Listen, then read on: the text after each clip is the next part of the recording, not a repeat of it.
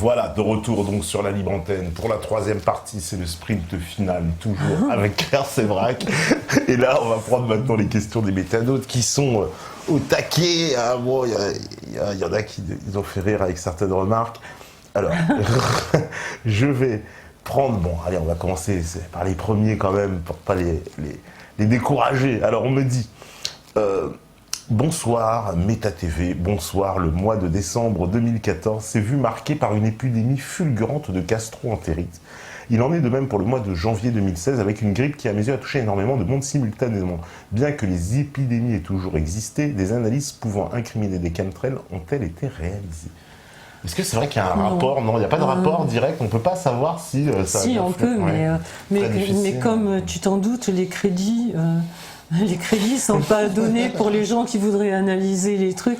Donc en fait, c'est toujours des analyses qu'il faut payer, quoi. Donc Axepica en a fait quelques-unes, mais c'est vrai que bon, ça revient relativement cher, quoi. Ouais. Ça revient cher. Donc non, il n'y a pas eu d'analyse pour savoir si la grippe nous avait été envoyée par les chemtrails. Mais bon, on voit bien tout ce qui se passe là. Avec le nouveau virus au Brésil. Au Brésil, oui. Je veux dire, c'est la même chose que le H1N1, c'est-à-dire on nous dit il y a une super épidémie avec le fameux... Le Zika, c'est oui, ça. Zika, avec le nouveau... avec comment ça s'appelle, les moustiques, etc. Voilà, c'est pareil, si vraiment il y a une pandémie terrible, pourquoi ils ne ferment pas les frontières? Enfin, pourquoi les avions viennent des pays où il y a déjà soi-disant une épidémie terrible? Et quand on regarde les chiffres, ça ne tient pas. Il y a par exemple 5000 et quelques cas au Brésil, mais sur les 5000 et quelques cas de microencéphalie, il y en a 6 qui sont porteurs, ou 12 qui sont porteurs du Zika. Donc c'est pas... Et il y a 35 000 cas de microencéphalie aux États-Unis tous les ans. Donc c'est quoi là aussi l'espèce de truc qu'ils essayent de nous vendre, quoi? C'est quoi? Parce que oui, en France on serait touché à La Réunion, il semble. Il y a peut-être des gens qui nous regardent actuellement, l'île de La Réunion. Ouais. Il y avait le chikungunya aussi, oui. Qui avait précédé pareil, vent de panique aussi. Alors, on me dit... auriez-vous entendu parler de fortes détonations dans le Nord-Loiret début février? Non. Non, ça ne dit rien du tout. Parce qu'il dit, d'ailleurs, il rajoute entre parenthèses, on nous raconte que cela aurait été un avion de chasse passant le mur du son. Désolé, non, moi non plus, j'en ai pas entendu parler, toi non plus. Bon, non, désolé, mon cher. Alors, on me demande, vous parlez d'épandage, certes, mais c'est tout à fait officiel comme les épandages de pesticides, par exemple. Mais y a-t-il des preuves d'une toxicité particulière envers la population d'épandage ayant lieu au-dessus de nos têtes? Alors quoi, des épandages de pesticides? C'est VV en plus, tiens. Les VV. Le fameux VV. Hein. Le fameux VV. Le fameux. VV. Les épandages de pesticides, déjà, ils ne sont pas à la hauteur des avions que l'on voit. Hein. Moi, j'ai vu des épandages de pesticides justement aux États-Unis quand, à un moment donné, j'ai habité dans une ferme qui était, pas dans une ferme, dans un ranch qui était au-dessus de Santa Barbara, où il y avait 3000 hectares de noyers. Donc ils épandaient, mais c'est des petits avions qui font les épandages agricoles. C'est pas. Oui, rien à voir avec les. Ça n'a rien à voir avec les avions qui sont là-haut. Oui, et est-ce que de toute façon si tu parles des épandages de pesticides, ben, évidemment que c'est pas bon pour nous. On sait bien ce que ça nous fait les pesticides. Et si ce sont les autres, ben bien sûr qu'on voit ce que fait. On sait ce que fait l'aluminium dans les vaccins et dans des tas d'autres trucs où il y a de l'aluminium. Donc épandre de l'aluminium sur nos têtes, je pense pas que ce soit très bon, quoi. Parce que l'aluminium on sait qu'il migre au cerveau, donc on sait qu'il est probablement la cause une des causes en tout cas sérieuses de Alzheimer, Parkinson, etc. Donc Alors, on me dit aussi, bonsoir, pensez-vous que la maladie de Morgelon sera liée aux épandages? Oui, bien sûr.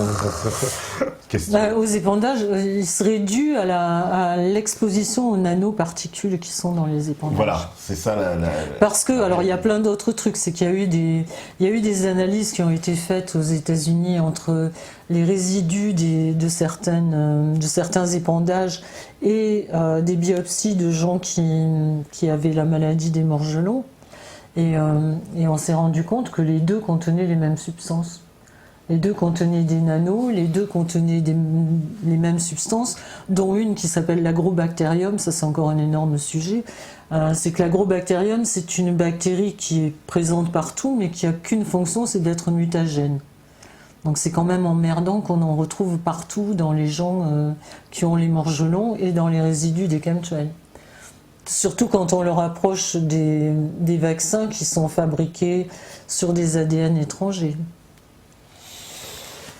On va pas vous rassurer ce soir. Alors, y a-t-il eu dans l'histoire, hors du XXe siècle, des objectifs de perturbation hormonale, génétique, physique perpétrés à grande échelle? Tiens, c'est vrai que c'est intéressant comme question, ça. Est-ce qu'on a effectivement connaissance d'autres faits similaires, non, à un moment donné? Parce que ça, quand même, on va dire que quand même, ce complot, il s'accompagne de technologie, j'ai envie de dire. Parce que sans technologie, c'est difficile de faire, en tout cas, les choses à grande échelle comme on le fait de façon industrielle, là. Les objectifs de perte, je sais pas honnêtement, ça, je sais pas, j'ai pas cherché assez haut, assez loin. D'accord. En gros, de toute façon, toi, tes recherches de toute façon, sur les chemtrails, c'est un programme, ça commence dans les années 50, en gros, c'est ça, à peu près, après la Seconde Guerre mondiale, on va dire. C'est là que ça commence à se mettre en place.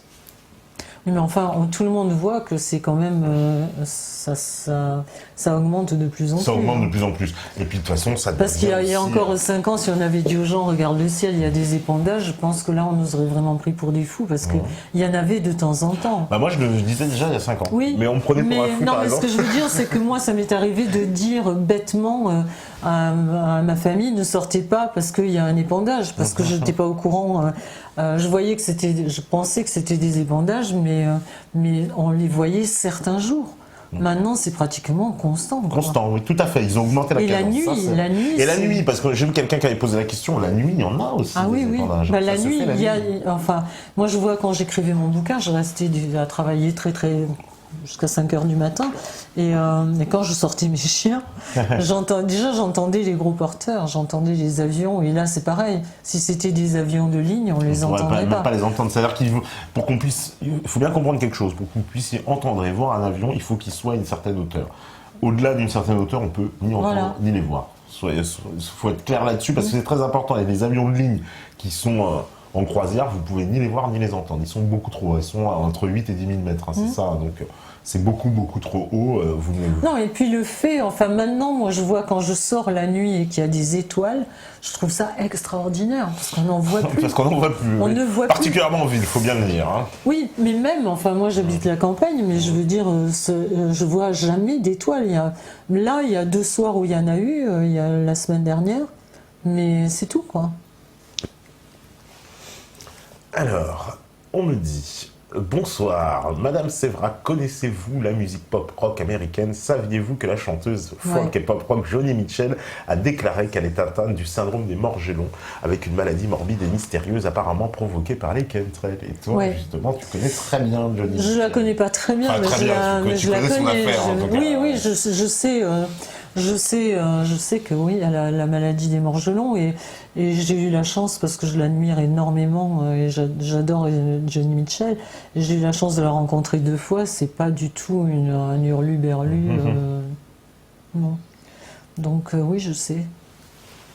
Alors, on me dit, l'épandage est un procédé d'administration loin d'être sélectif. Comment ceux qui commandent ce genre d'épandage se protègent et protègent leurs proches, bénéficient d'un système d'antidote? Bah, ça, c'est la fameuse question tout à l'heure. Oui, mais ça tombe et ça retombe sur tout le monde. Donc, oui, mais alors pourrir la terre aussi, ça pourrit la terre de tout le monde. De tout le monde aussi. Ces gens ont des enfants qui vont aussi manger les produits de la terre, et même s'ils ne mangent pas la même chose que nous, et même s'ils ont des D'ailleurs, je crois que chez Monsanto, on ne sert que du bio, c'est ça? Oui. À la cantine de Monsanto. et même, je veux dire, ils n'ont aucune garantie, quand on connaît la politique de Monsanto, je veux dire, ils n'ont aucune garantie de manger extraordinairement bio.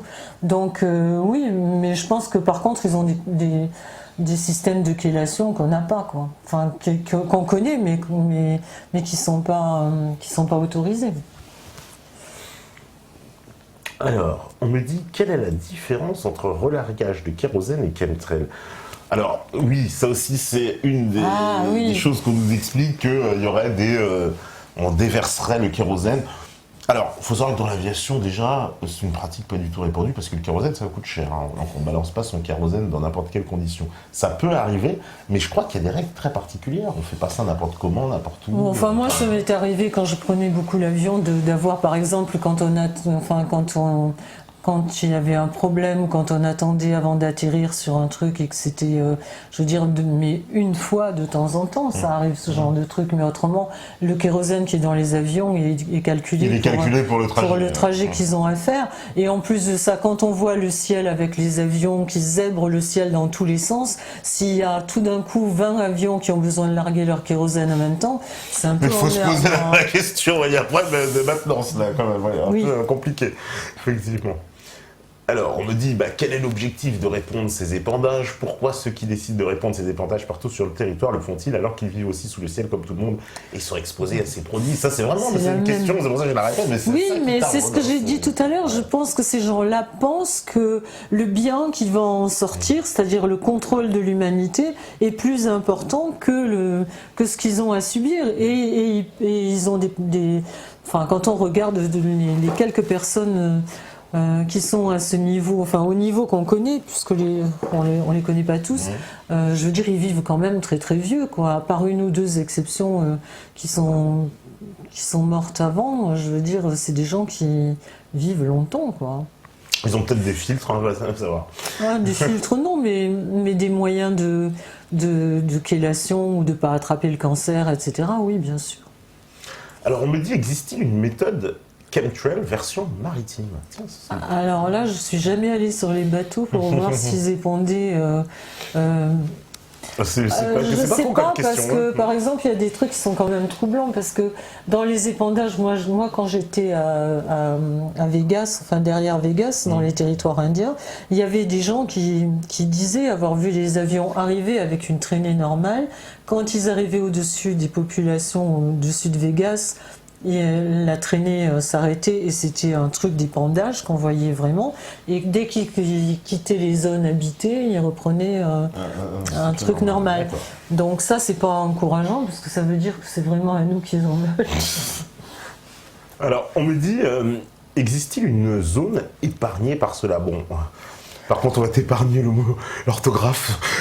Alors, je sais pas, on m'avait dit que les pays du nord du Maghreb étaient épargnés. Et quelqu'un m'a dit il n'y a pas très longtemps, mais non, pas du tout, maintenant on en a aussi, donc je sais pas. D'accord, donc Maghreb, ouais, peut-être un peu épargné. Bon, je sais pas. Ça fera plaisir, on nous regarde beaucoup au Maghreb. Alors on me dit aussi, existe-t-il un moyen de s'en protéger? Alors il y a des gens qui disent avoir mis au point une méthode pour faire partir les chemtrails, pour se protéger des chemtrails. J'avoue que j'ai pas vraiment, j'ai regardé une fois ou deux, mais comme je sais pas très bien lire les notices, c'est un truc, je peux enquêter comme une malade, mais lire les notices c'est un truc où je suis assez infirme, donc j'ai pas approfondi la question. Mais enfin, peut-être parce que je suis ignare sur le sujet, ça me paraît difficilement faisable. Peut-être que c'est possible, je sais pas. Alors on me dit, évidemment, sur le budget, on me dit le budget doit être impressionnant. Et où est-ce qu'on le prend? Du ministère de la Défense? Alors, d'après, voilà, ça c'est un grand truc que disaient, il y a longtemps, que disaient les gens qui ne croyaient pas que les chemtrails existaient. Ils disaient ça coûterait très cher et il y aurait besoin de beaucoup trop de gens au courant. En fait, quand on lit Brzezinski, il le dit même dans son bouquin qu'il y aurait besoin de ça permettrait aux nations d'avoir un moyen de frappe extraordinaire, une arme absolue, avec très très peu de gens qui soient au courant. Donc c'est vrai qu'il n'y a pas vraiment besoin de beaucoup de gens. Puisqu'il suffit que je paye un pilote, il n'a pas besoin de savoir quoi, et je lui dis tu fais des allers-retours, et puis voilà. Mais même puisque... Ah oui, voilà. Il n'a pas besoin de ça. Oui, et puis il y a aussi la clause de confidentialité, c'est-à-dire qu'il y a des gens qui doivent faire ce genre de truc, qui doivent épandre, à qui on fait signer une clause de confidentialité, et à qui on dit aussi que c'est pour sauver l'humanité du réchauffement climatique, ou une autre... certainement. Alors, on me dit, ne croyez-vous pas que la culture bio n'existe plus depuis que les chemtrails et les filaments tombent sur les jardins? Je pense que tout doit être fait sous serre. Et oui, je suis d'accord avec vous, sous serre et alors avec quoi on arrose? C'est mon problème actuel, c'est ça. Parce que ça, évidemment, ça tombe dans les nappes phréatiques. Nappe phréatique. Nappe phréatique. Et donc l'eau, c'est aussi un moyen de polluer, quoi. Donc oui, évidemment, mais d'ailleurs quand on regarde, en tout cas autour de Paris, il y a des serres qui poussent à une vitesse vertigineuse. Donc il y a bien des gens qui se rendent compte, moi la première, hein, que les trucs ne poussent plus comme avant. Moi j'ai recommencé à faire un potager il y a 6-7 ans, j'ai mis des trucs dans la terre et tout a poussé super bien, mais tout, vraiment tout. Hein. Et là j'ai beaucoup de mal à faire pousser des trucs. Ouais. Bah, nous c'est pareil, ça pousse ça poussait très bien et là voilà, on a beaucoup de maladies. Et puis au bout d'un moment ça devient, par exemple les tomates, les pieds par exemple vont être superbes, il va y avoir plein de tomates et tout d'un coup ça devient noir. Tout à fait. Donc, et puis du mildiou de partout, des maladies, voilà, on fait des plantes très vulnérables. Alors, on me dit, comment expliquer qu'une partie de la population rejette en bloc le phénomène chemtrail, alors que la dangerosité de ces traînées, quelle qu'elle soit, est de toute façon établie? C'est vrai, il n'a pas tort, parce qu'il dit, de toute façon, même tout à l'heure on nous parlait d'épandage de pesticides, de toute façon dans l'absolu, c'est pas très bon non plus, même les épandages de pesticides.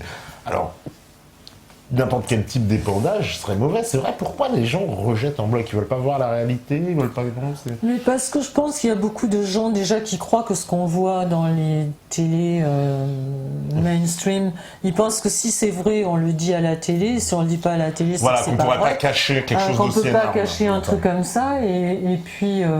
Ça, on me l'a dit souvent, moi. On peut pas le cacher. Les avions, on sait qui c'est, etc. Voilà, donc oui, ça. Alors en parlant de ça, c'est bien. Il y a un site, je sais plus comment ça s'appelle, je sais plus quoi, 24, où on peut voir les avions qui sont au-dessus de nos têtes. Voilà, on peut voir en temps réel tout ça, c'est très intéressant. J'ai mis le lien dans le livre, mais je m'en souviens plus. Et c'est vrai que des fois, quand on regarde, on s'aperçoit, quand il y a des gros épandages et qu'on regarde, par exemple, il y a plein d'avions qui ne sont pas sur le radar. Bizarrement, sachant, petite précision, que la fameuse zone entre 0 et je sais plus 6000, c'est des zones militaires. Oui. Voilà. Donc ça veut dire que zone militaire veut dire que on n'a pas les plans de vol, que les plans de vol sont oui, mais secrets. donc ça veut dire que ce sont des avions militaires. Donc ça veut dire, voilà, en tout cas ça veut dire que l'État ne peut pas ne pas être au courant. Ouais. Ça paraît essentiel.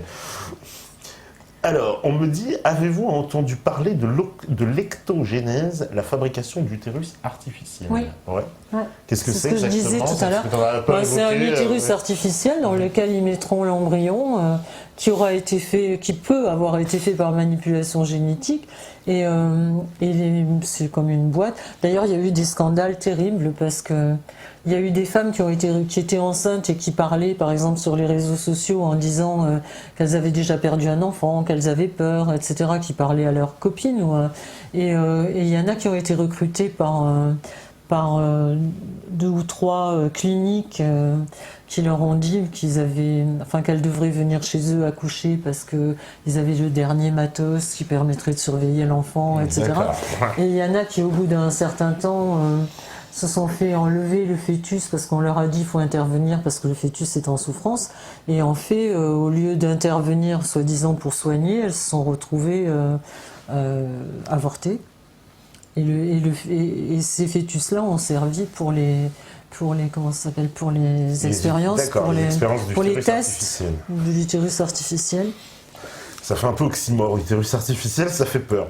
Alors on me dit, ce bon Bill Gates n'est-il pas associé à Monsanto dans une ONG qui offre des graines génétiquement modifiées aux paysans pauvres d'Afrique et d'Asie? Ah bah ça, t'en parles dans ton livre aussi. Il y a même d'ailleurs à Haïti aussi.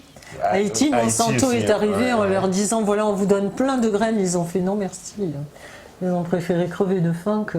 que prendre les graines de Monsanto. Ah bah, ils ont eu raison. Et d'ailleurs, j'ai oublié de le dire tout à l'heure, mais il y a un truc, après avoir commencé l'enquête, parce que j'avais trouvé que Monsanto brevetait des plantes qui résistaient à l'aluminium, j'ai trouvé après que Monsanto avait racheté en 2012 la deuxième société de climatologie américaine. Évidemment, c'est parce que les paysans sont très perturbés avec les changements climatiques, et donc c'est pour pouvoir leur dire comment faire, pour pouvoir les aider. C'est toujours évidemment des bonnes intentions. Alors ça, de toute façon, tu en as un peu parlé, on me dit comment sait-on par exemple qu'elles contiennent de l'aluminium? Pourrez-vous développer un peu plus sur les chemtrails à propos de la composition des traînées? Ah non, mais on le sait parce que... À cause de tests qui ont été effectués. Oui, voilà, on le sait parce qu'il y a eu des tests. Par exemple, il y a un monsieur qui s'appelle Dane Wigington, qui est à Manchester, qui est en Californie du Nord, qui est une zone hyper protégée, loin de tout ce qu'il peut y avoir d'industrie, etc. Et lui a fait c'est un spécialiste du solaire, etc. Il a une maison qui est complètement faite pour vivre en osmose avec la nature et tout. Et il s'est aperçu au départ que ces panneaux solaires ne marchaient plus, quoi, qu'il y avait plus suffisamment d'ensoleillement pour les panneaux solaires. Et après, il a commencé à chercher dans la terre et il a un grand lac aussi, où le lac ne se remplit que par les eaux de pluie. Et il avait déjà fait quand il a acheté sa maison, etc., des tests pour savoir si l'eau du puits était pure. Elle était absolument pure. Et quand il a refait les tests, après s'être rendu compte de tout ça, le taux d'aluminium dans son lac et dans sa terre était 63 000 fois plus importante que la dose normalement admise, entre guillemets. Admise. Ouais, d'accord. D'ailleurs, ce qui est le cas, il faut bien le préciser, en France, de la plupart apparemment des tests qui ont été effectués sur l'eau démontrent, et aussi ils sont allés dans les villes, on a pris du sable extrait des jardins d'enfants pour voir, et on a vu que les doses d'aluminium et de barium étaient plus qu'au-dessus de la norme autorisée. Et le sang, ça c'est pareil, les gens qui ont fait des analyses de sang pour savoir s'il y avait du barium, du strontium et de l'aluminium dans le sang, ont trouvé des doses absolument faramineuses. Pas très encourageant. Alors on me dit, connaissez-vous ces phénomènes sonores entendus un peu partout dans le monde qui n'ont pas trouvé d'explication satisfaisante? Les scientifiques parlent de trémors harmoniques, mais ce genre de son ne peut être audible que lorsque du gaz remonte de la chambre magmatique le long des cheminées volcaniques. Or, ces sons ne se produisent pas à proximité des volcans. Oui. Ouais, j'ai pas étudié le phénomène, mais je l'ai vu, ouais. C'est-à-dire qu'à un moment donné, il fallait que je m'arrête, quoi. Mais ça aussi, ça faisait partie des choses... À une conférence à Nantes, il y a un monsieur qui est venu faire dédicacer mon livre et qui me dit « Mais quand même, vous êtes vachement pessimiste. Finalement, tout est pourri. » Et je lui ai dit « ouais, c'est vrai que pas mal de choses sont pourries. » Et je lui ai dit « Mais vous faites quoi ?» Il me dit « Moi, je suis un spécialiste des eaux souterraines. » Et je lui dis alors c'est comment les eaux souterraines? Il m'a dit oh là là, si je vous en parlais. Je dis alors vous êtes en train de me dire que j'ai oublié un chapitre. C'est ça quoi, partout où on regarde. Partout où tu regardes, il y a toujours un truc en plus, un loup à aller débusquer. Alors on me dit que pense Claire des générateurs d'organes appelés Cloudbuster ou Chembuster, susceptibles de dissiper les chemtrails et d'harmoniser l'atmosphère ambiante. C'est ce dont je parlais tout à l'heure, mais je sais pas, honnêtement je sais pas. Il y a des gens qui m'ont dit ça marche. Je sais plus où. Oui, il y a un monsieur qui est venu me voir un jour et qui m'a dit ça marche super et tout, mais c'est vrai que c'est ce que je disais tout à l'heure. J'ai pas regardé vraiment comment ça se fabriquait. Enfin, si j'ai regardé, mais j'ai pas compris. C'est-à-dire, en fait, en gros, c'est une technologie. Alors que les Chinois, paraît-il, l'avaient déjà aussi depuis très longtemps. Alors, j'en parle des Chinois, mais parce que ça a été évoqué. Donc, on fait éclater les nuages en balançant des substances comme ça. Et puis, finalement, on peut faire deux choses. Soit provoquer la pluie, soit enlever la pluie. Oui. Quoi, en gros, c'est ça. Voilà. Mais, enfin, je sais pas, peut-être il faut le faire au moment où ils commencent à les traîner, parce qu'alors après c'est même plus des traînées, quoi, c'est un couvercle qu'on a au-dessus de la tête, donc... Parce qu'il y a le Cloudbuster et les Cloud Seeding, voilà. Mais j'irai regarder un de ces jours. Alors, la nuisance et la toxicité de ces chemtrails ne sont-ils pas également en lien avec l'idée d'empêcher aux rayons du soleil de pénétrer dans notre atmosphère tel un filtre anti-UV, réduisant ainsi le taux d'ensoleillement pour la nature et bien entendu pour l'homme, ce qui va amener à la défaillance du système immunitaire, rendant ainsi notre organisme plus faible face aux agressions extérieures. Oui, bah oui. Mais c'est ce que je disais tout à l'heure. Pour moi, ça tient pas debout parce que pourquoi on empêcherait les rayons du soleil alors que les rayons du soleil provoquent la photosynthèse et ainsi de suite. Je veux dire, c'est le serpent qui se mord la queue, leur truc. Mais oui. Alors effectivement, on peut penser que c'est encore une technique. Je ne sais pas si c'est une technique qui est faite pour ça. En tout cas, elle a effectivement comme effet d'affaiblir notre système immunitaire. Alors là, on me dit, j'ai remarqué que partout dans ma région campagnarde, là où il y a de l'herbe verte, celle-ci est jaunie à 40%. Et ce, été comme hiver, n'est-ce pas aussi dû au chemtrail? Est-ce que c'est un effet des chemtrails? Bah, ça peut l'être. Moi, chez moi, tout d'un coup, un matin, j'ai eu ma voiture recouverte d'une couche de presque 1 centimètre de colle noire. Une espèce de truc que j'ai dû enlever au Karcher pendant je ne sais pas combien de temps. Et quand j'en ai parlé, on m'a dit mais c'est la résine des arbres. Sauf que chez moi, il y a des chênes. J'ai jamais vu les chênes faire de la résine. Oui. Donc le problème, c'est qu'on ne sait pas à l'instant présent ou à chaque fois qu'il y a un épandage, on ne sait pas pourquoi ils font l'épandage et quelle est la substance qu'il y a dedans.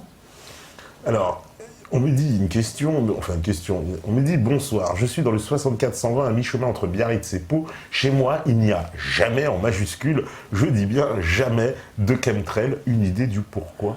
Alors, je ne sais pas. Ce que je peux vous dire, c'est que moi, je suis basque, donc j'ai passé cet été, enfin l'été dernier et l'été d'avant, j'étais dans une ferme dans ma famille au Pays Basque, sur la colline, enfin entre l'Espagne et la France, c'est-à-dire la salle à manger est en France et la cuisine est en Espagne, c'est juste en haut. D'accord. Et je peux vous dire que je me levais à 6h le matin, le ciel était bleu pétard, et le temps que je me fasse un café, je voyais les avions arriver. Alors si vous les voyez pas, au-dessus de Pau, j'en sais rien, mais Biarritz, Saint-Jean-de-Luz et tout le Espelette, tout ce coin-là, Saint-Pé-sur-Nivelle, ah si, il y a des chemtrails.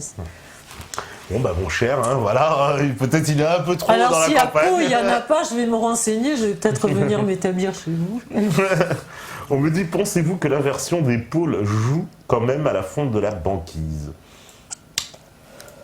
Bof. Parce qu'on en parle souvent, mais bon, je sais pas, cette question-là, Ouais. est-ce que t'es tombé dessus? Il y a aussi une bonne vidéo sur internet, je ne sais pas si vous l'avez vue, qui montre la banquise qui est coupée comme ça en Ah oui, au angle cutter, droit. oui, alors là, oui, C'est que la banquise fonde, c'est vrai, mais pourquoi? Comme ça, ouais. Pourquoi est-ce qu'elle fondrait coupée à angle droit? Et aussi, par exemple, au pôle Sud, il y avait pas la banquise fondait pas, et depuis qu'ils ont installé une base, elles font quoi.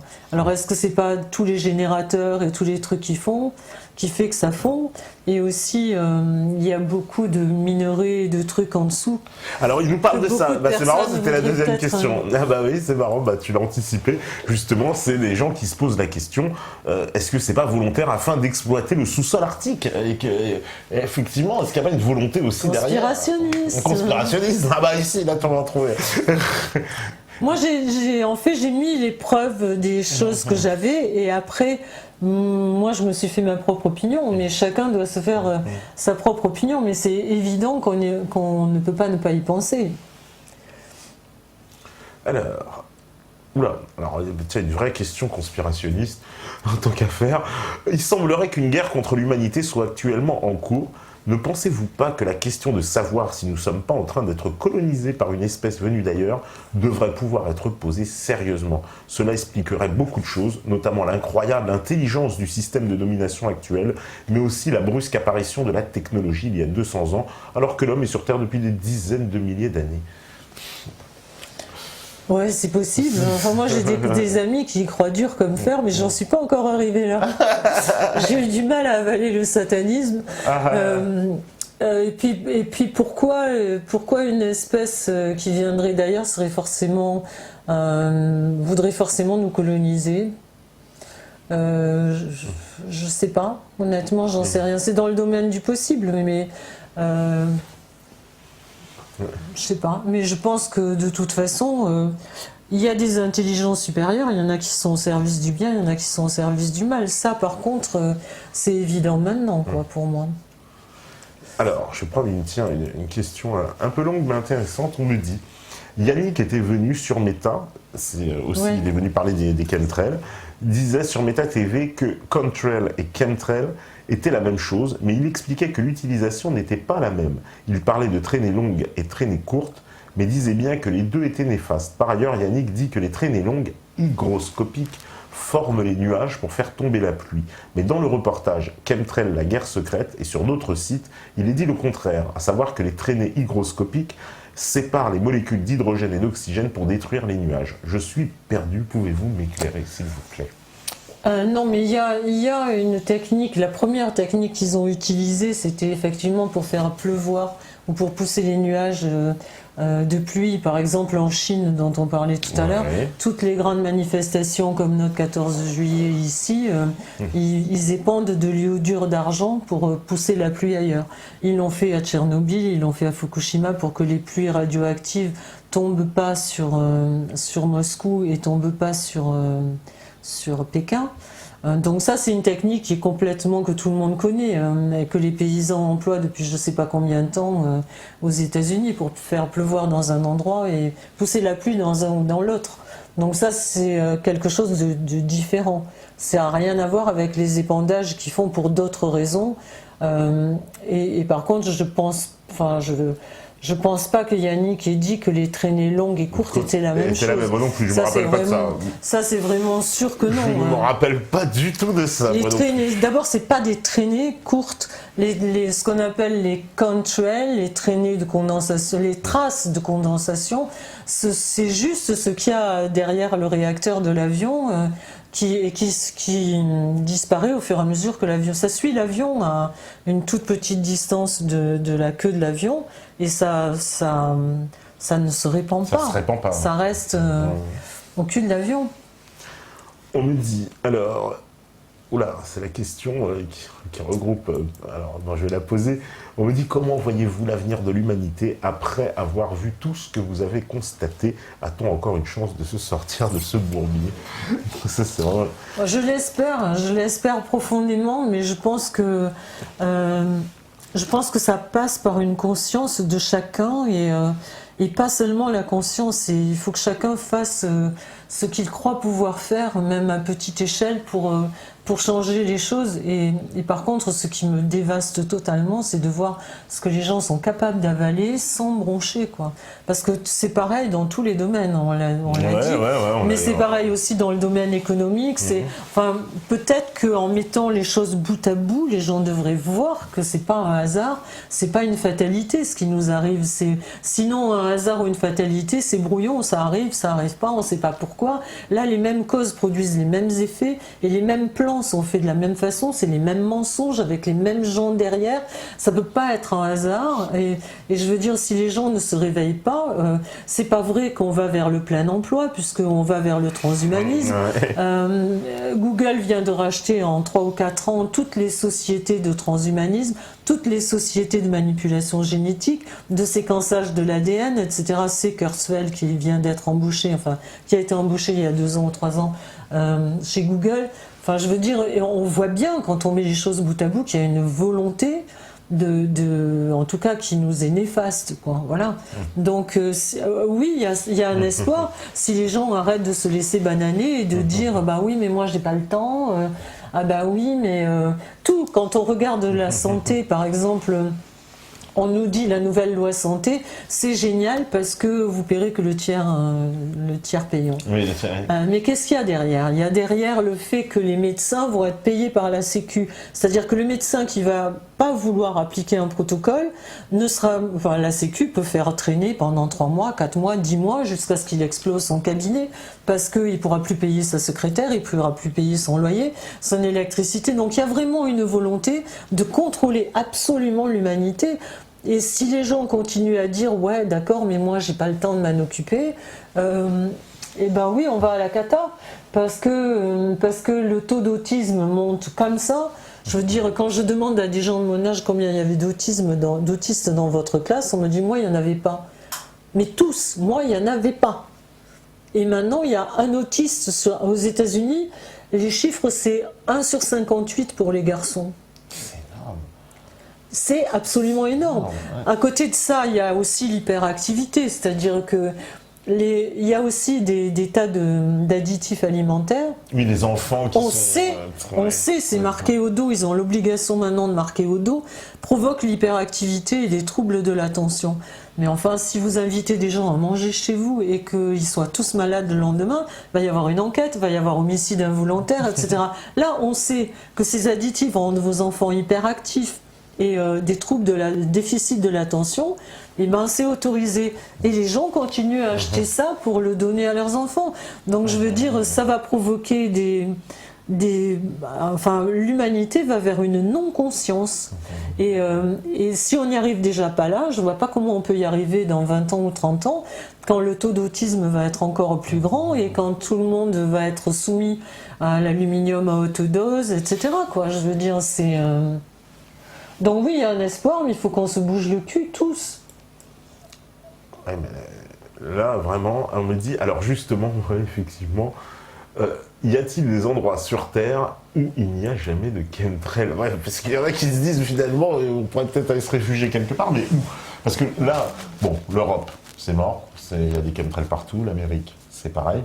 La Russie, on a vu des chemtrails. On en a vu... Donc, c'est ça qui est un peu... Parce qu'en Russie, moi-même, j'ai été voir, j'ai vu des gens qui mettent des vidéos, etc. Où on voit, il y a des chemtrails en Russie aussi.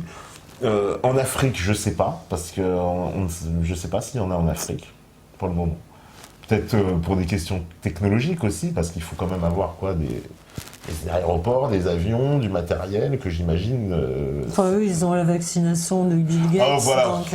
on va plutôt les vacciner. Pas tout avoir. On peut pas... Voilà, moins technologique, on envoie quelques infirmières et on a exactement le même... Mais où aller, pour répondre à votre question, où faut-il aller? Si je savais... pendant la guerre froide, on savait où il fallait aller. Maintenant, honnêtement, j'en sais rien. On me dit, pouvez-vous confirmer le fait qu'un chercheur aurait trouvé un brevet du virus Ebola? Je ne sais pas si tu connais cette affaire, non? J'en ai entendu parler, mais non, je ne sais pas. D'accord. Il y a quelqu'un qui veut savoir où est-ce que ça ta prochaine conférence? Bon, c'est vrai que...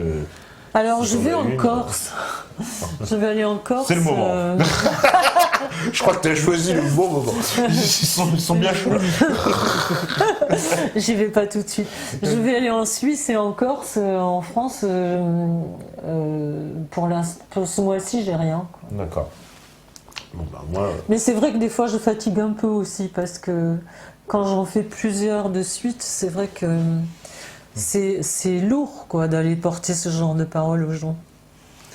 Alors, on me dit, auriez-vous une technique ou quelque chose de concret pour parler des technologies de contrôle du climat à presque tout le monde, sans être taxé d'idiot ou de fou? Car si quelqu'un est fou dans cette histoire, c'est bien ceux qui y participent, c'est le monde à l'envers. Eh ben, je vous le fais pas dire, hein, mais je vais pas vous refaire mon livre, hein, je veux pas pousser à la consommation, mais ça m'a pris 3 ans pour mettre les trucs bout à bout, je peux pas vous expliquer ça oui, en 5 minutes. En 2 secondes. C'est-à-dire que lui, il dit, moi, une technique, c'est vrai que bon, il y aura pas, voilà, exactement, tu pourras pas convaincre quelqu'un, je pense, Il faut pas convaincre, enfin, je veux dire, on peut pas convaincre les gens, mais ce que je sais, c'est que si on montre vraiment bien à un enfant de 5 ans ce que c'est qu'une traînée normale et ce que c'est qu'un chemtrail, je peux vous dire qu'après, à vie, il reconnaît ce qui est chemtrail et ce qui est une traînée. Donc, enfin, je veux dire, c'est pas qu'une chose, c'est tout ce que j'ai dit depuis le début de l'émission et toutes les preuves qu'il y a dans le bouquin. Mais bon, je sais pas si... Moi, je suis plutôt pour... Comme disait Bernadette Soubirous, j'ai été appelée pour vous le dire, mais pas pour vous le faire croire, quoi.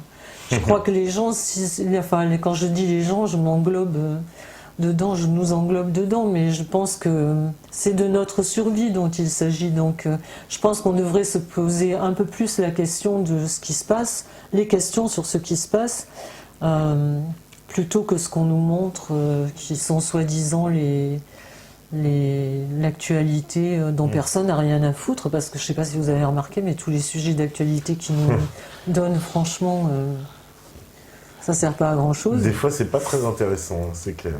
On me dit, avez-vous confronté un médecin au fait que vacciner un bébé de moins de 6 mois ne sert à rien puisqu'il n'a pas de système immunitaire. Ce sont les anticorps de sa mère qui le protègent.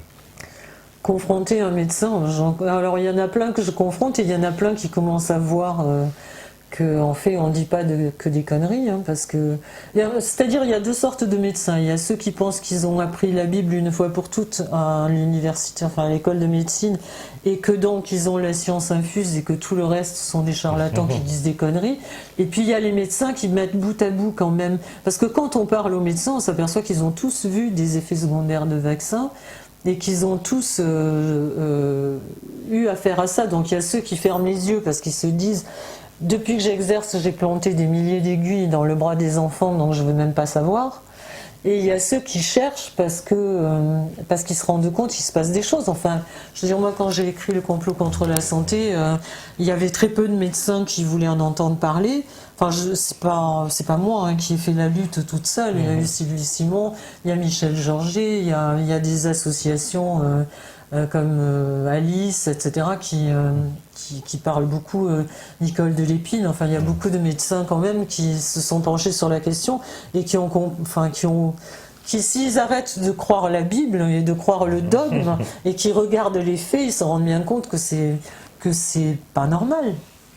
Et qu'il y a une relation de cause à effet. Le problème, c'est qu'encore une fois, aux États-Unis, il y a le VAERS qui répertorie les effets secondaires des vaccins et les victimes sont indemnisées.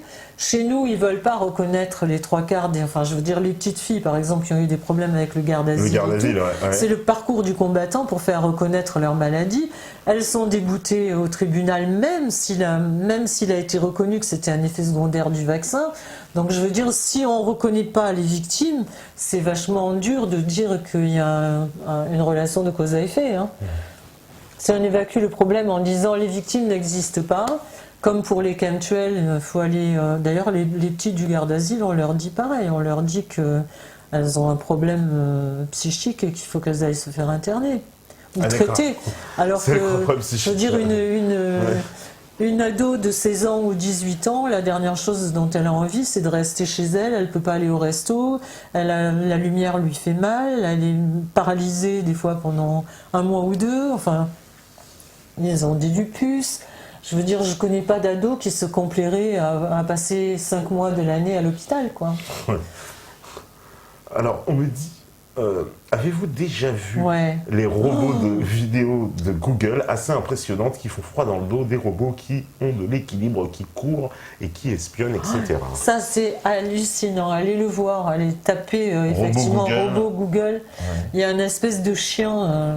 Le chien là qui le pousse comme ça, puis il se remet toujours droit. Il est toujours... Et après, il y a l'armée. Il y en a 5 ou 6 c'est terrible. Ouais. Voilà ce qui nous attend, Ouais, parce que il semble que l'armée américaine, elle en est déjà au stade de dire on va remplacer des soldats par des robots. C'est déjà l'avenir de l'armée américaine. Il paraît qu'ils ont déjà des plans comme ça. Quoi. Ils veulent bien remplacer, ils veulent aussi remplacer les humains par des robots. Oui, aussi. Ouais. D'ailleurs, c'est marrant parce que tout à l'heure, tu as évoqué justement le problème juridique qui se poserait des postes humains. Et quand j'avais lu cette étude justement sur la transformation de l'armée américaine vers une armée de robots, il disait le problème qui se posait pour eux, c'était pas de créer les robots, ça, il n'y a aucun problème. Le problème qui se posait, c'était le problème juridique. De savoir la responsabilité du robot, justement. Quelle est la responsabilité du robot, quoi. Voilà. Okay. Donc, pour eux, l'affaire de le créer n'est même pas un problème. Non, mais voilà. Donc, si on en est là, c'est quand même. C'est comme le fait qu'il y ait. Je crois qu'en 2006, il y avait 35 chimères, ou 32 chimères dans les laboratoires vivants, quoi. Des chimères vivantes de croisement homme-animal. Ça fait quand même peur, quoi. Là, c'est vraiment et ça, c'est un article du Guardian. Enfin, je veux dire, c'est pas un fou qui s'est levé le matin et qui a inventé le truc, quoi. Alors, qu'est-ce qu'on me dit?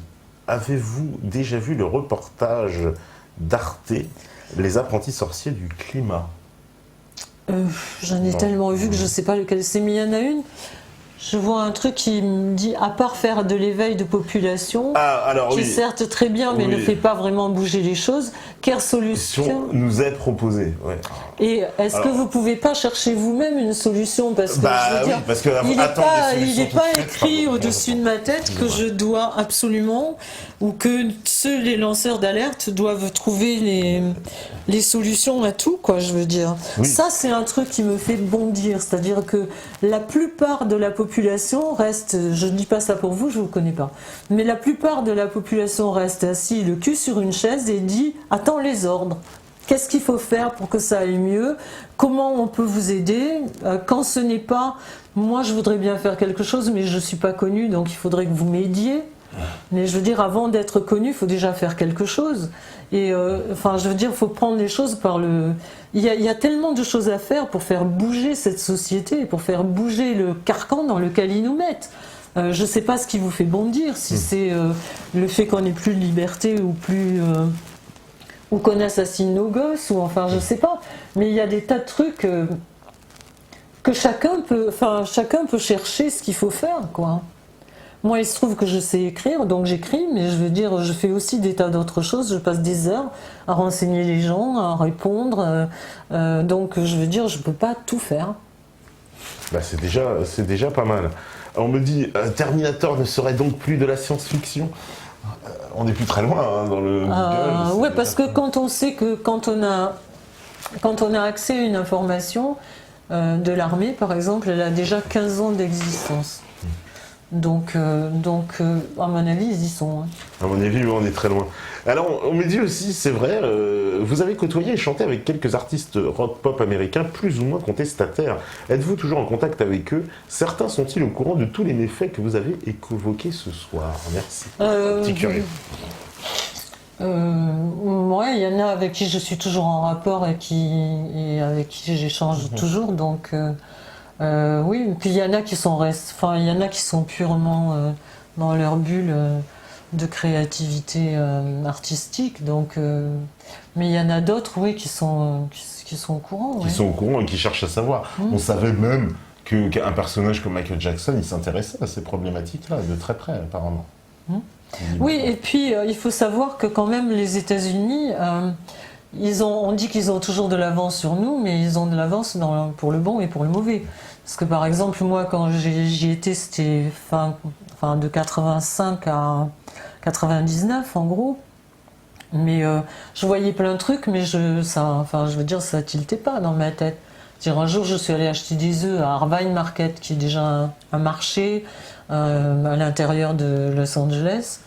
Et je voulais des œufs, et je dis, il y avait un type qui vendait des œufs dans des paniers, donc je dis, je voudrais des œufs, et il me dit, avec 2 rouges ou 3 rouges? Avec 2 jaunes ou 3 jaunes? Et sur le coup, je me suis dit, purée, ils sont vraiment très forts, les Américains, parce que nous, il nous arrive d'avoir des œufs avec 2 jaunes, mais on ne sait pas dans lesquels. Et la seule réflexion que je me suis fait à l'époque, je me suis dit, purée, ils sont vraiment doués, quoi, parce que nous, on ne sait pas. Mais maintenant, je réalise que tout était déjà OGM quand j'y étais. Tout était déjà sous hormones. Enfin, je veux dire, la viande était, les animaux étaient déjà avec de l'hormone de croissance. Il y en avait dans le lait, etc. Enfin, je veux dire, c'est ce qui explique qu'ils sont déjà tous obèses. Enfin, beaucoup sont obèses et c'est ce qui est en train d'arriver chez nous. C'est ce qui est en train, parce que finalement, les États-Unis sont un espèce de miroir de l'avenir, j'ai envie de dire, avec 10-15 ans d'avance. Parce que les technologies sont... Et puis en plus, Monsanto était très fort là-bas. C'est-à-dire que quand ils voulaient faire passer une loi, ils mettaient quelqu'un de Monsanto qui arrivait à la FDA le temps que la loi passe, ou au ministère de la Santé. Après, il repartait vice-président de Monsanto, etc. Donc eux, ils y ont eu droit il y a longtemps. Hein. Et puis les plats préparés, le sucre, enfin, il y a plein de choses qui attirent mon attention. Par exemple, moi, on me disait souvent, oui, mais tu es française, vous mangez beaucoup de graisse. Parce que par exemple, on mangeait du saucisson ou du fromage normal. Et pour eux, c'était à jeter parce que c'était plein de graisse. Et je me souviens de retourner, moi, les trucs, quand j'allais acheter des trucs, je retournais, et ce qui me frappait, c'est que partout, il n'y avait pas c'était 0% de graisse. Et par exemple, partout, il y avait lécithine de soja, machin. Et je me disais, mais Ils me disent que moi je mange pas bien, mais eux ils bouffent la même chose. Moi si je mets de l'huile d'olive et après de l'huile de noix ou que je mange enfin c'est des trucs différents dont le corps peut avoir besoin. C'est des réflexions que je me faisais, mais c'est ce qui explique qu'eux sont déjà physiquement en beaucoup plus mauvais état que nous, mais nous on y arrive quoi. Je veux dire, quand on voit qu'il y a des enfants qui naissent avec des diabètes de type 2.